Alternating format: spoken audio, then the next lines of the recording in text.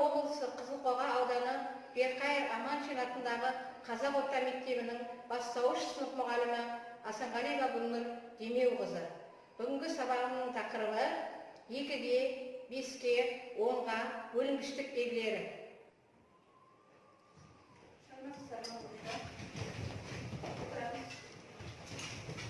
Бүгін сыныпта кім жоқ? Бисер, Адилия, Ринат, Тақсыр жоқ. Өткен сабақта қандай тапсырманы өттік? Өткен сабақта қандай тапсырманы өттік? Көксі? Бір таңбалы санға ауызша жазбаша бөлінді. Олай болса оқушылар үйге қандай есеп берілді? Қамыз? 10 есеп. 10 есеп. Жақсы. Енді өткен сабақтағы білімімізді тексереміз. Тақтаға кім шығады? Мирнан, Дәулет.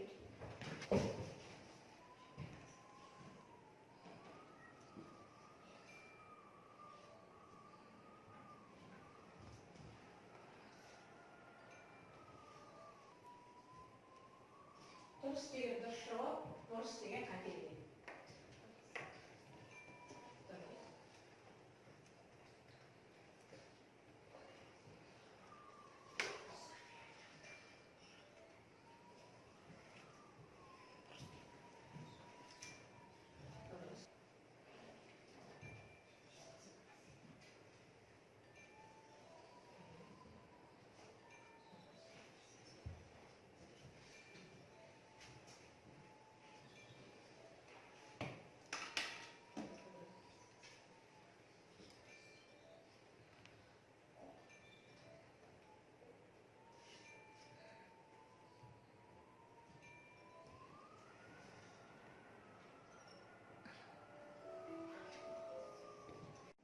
Осы есепті өте жақсы шығарында тек қана бір қате жіберді. Дұрыс жауап біреу, қалғаны бәрі дұрыс. Келесіде қате жібермеуге тырысамыз. Есепті дұрыс шығарамыз. Ал енді оқушылар сабақты бастамас бұрын әуелі топқа бөлінеміз. Сосын топ басшысын сайлаймыз.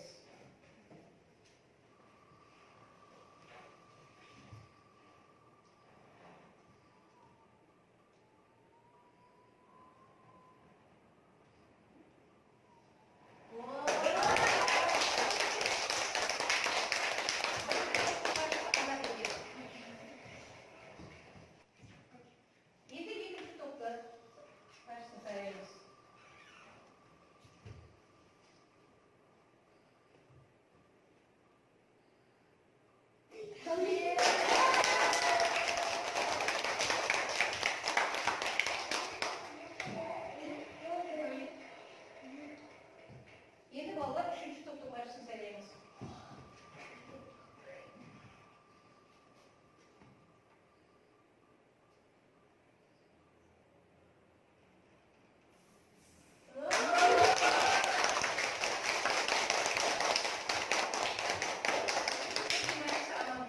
Осылай топқа бөлінді.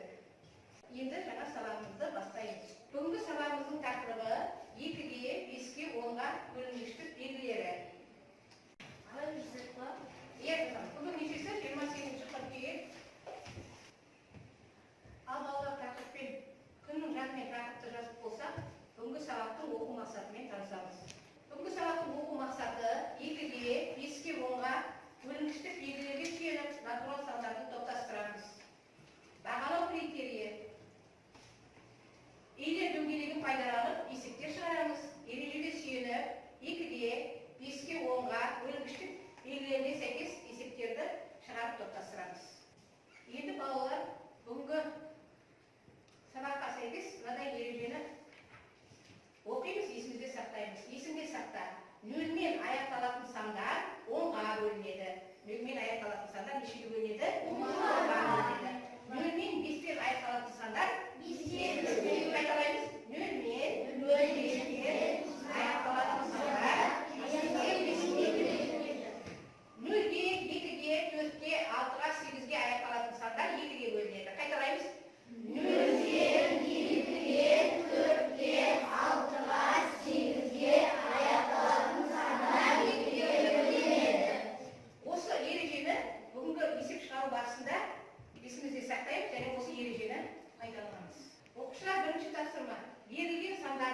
берілген сандарды бөлінгіштік белгілеріне қарай топтарға бөлеміз.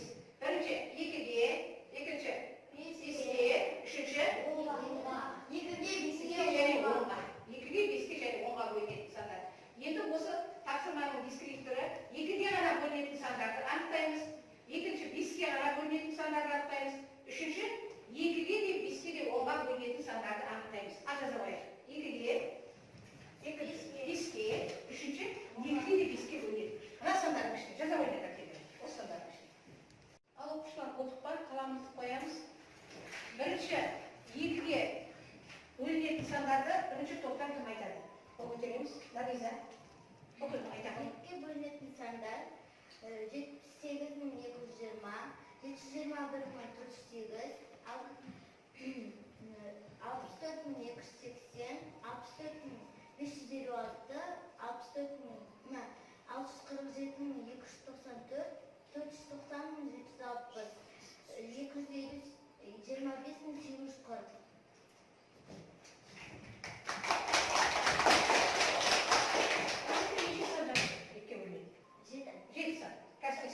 İkinci toptan Yunus. 78.220, 64.705, 490.760, 440.295, 560.875, 64.280, 25.840.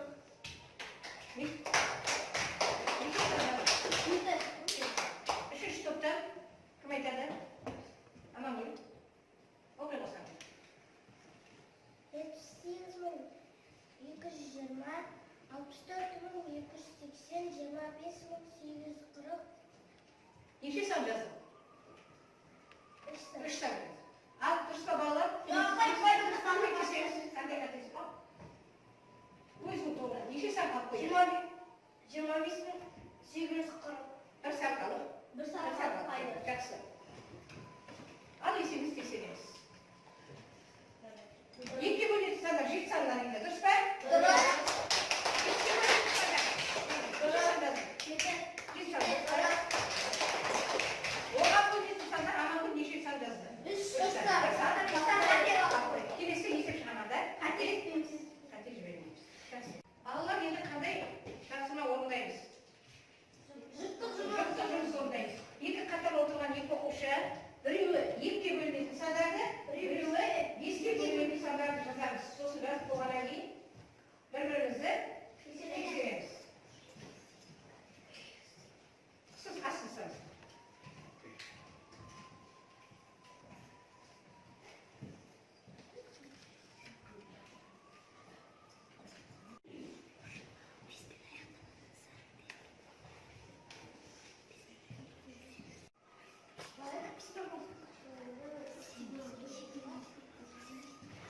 Берілген сандардың астына қоямыз. Қайсы?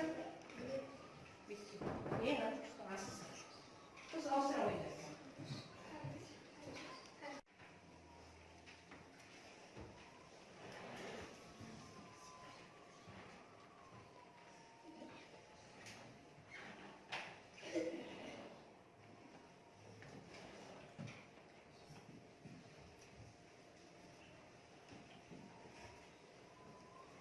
Bir-birimizin есебімізді шығарғанымызды бағалаймыз. Наргизаның шығарған есебі барлығы дұрыс. Мейірманның шығарған есептері барлығы дұрыс. Әрине. Әмілеттің шығарған есептерінің бәрі дұрыс. Сойдардың шығарған есептерінің бәрі дұрыс. Бекіштің шығарған есептерінің бәрі дұрыс. Райбектің есептерінің бәрі дұрыс. Дұрыс па? Қате жоқ па? Жоқ, қате жоқ. Оқушылар енді келесіде топпен жұмыс жасаймыз. 3 топпен. Берілген сандардың ішінен бірінші топ 2-ге бөлінетін сандарды, екінші топ 5-ге бөлінетін сандарды, үшінші топ 10-ға бөлінетін сандарды құламасыға қоршап сынамыз. Ал бастаймыз. Топты салайық. 2-ге, 5-ге,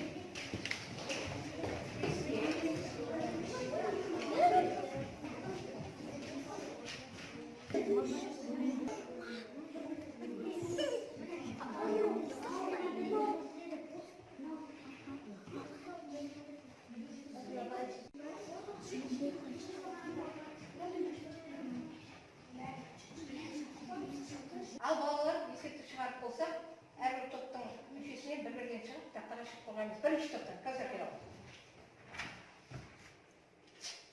Олсар екіге бөлінетін ешкі санын айта ғой.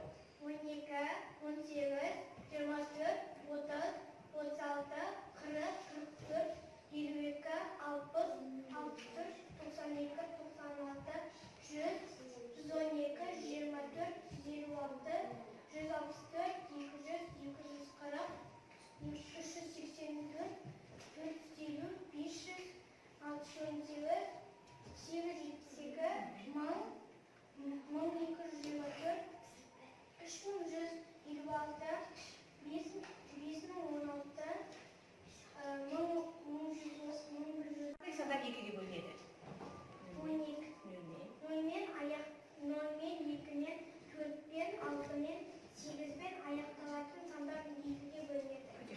30, 40, 60, 100, 240, 200, 325, 450, 500, 1000, 1815, 1110, 25000, 60000, 124750. Бекнұр, қандай сандар беске бөлінеді?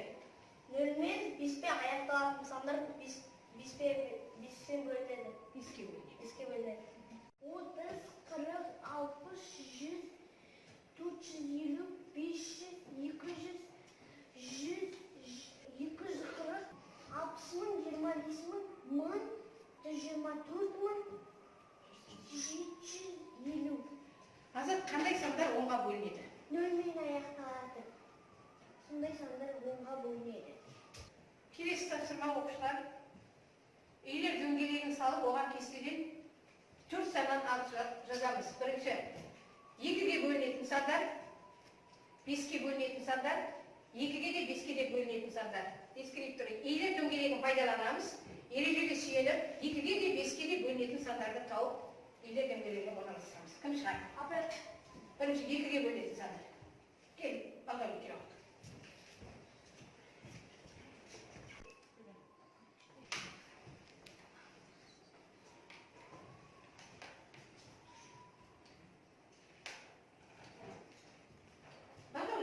Екіге бөлінетін сандар. 12, 18, 24, 30. Сұрыстар. Кімбар оқырсың? 60, 1000, 1815, 124750. Екіге беске бөлінетін сандар айтамын. 30, 50, 60, 1000.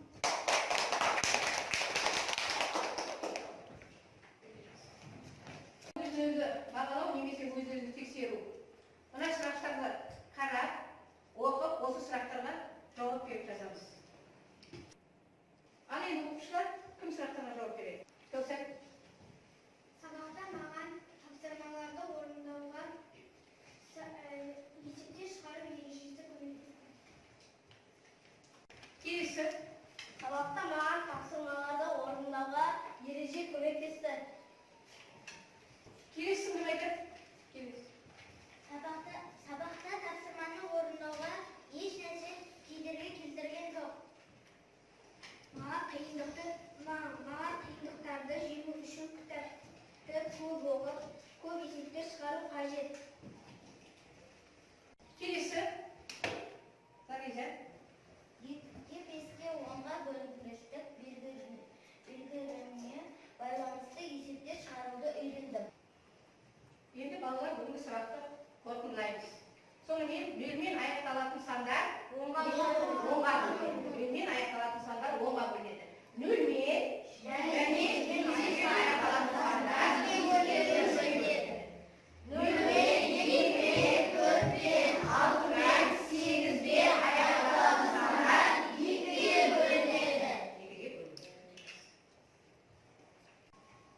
Ал енді балалар үйге тапсырманы аламыз. Көрсетілген санға қалдықсыз бөлінетіндей қосылған цифрларды жазамыз. Жазылған сандардың ішінде онға бөлінетіні бар ма? Екіге бөлінетін және беске бөлінетін. Жұлдызшаның орнына сандарды жазамыз. Үйден осы тапсырманы орындап келеміз. Балалар, сонымен бүгінгі сабақты қорытындылаймыз. Қандай сандар онға бөлінеді? Қол көтереміз. Қандай сандар онға бөлінеді? Динас. Нөлмен аяқталатын сандар онға бөлінеді.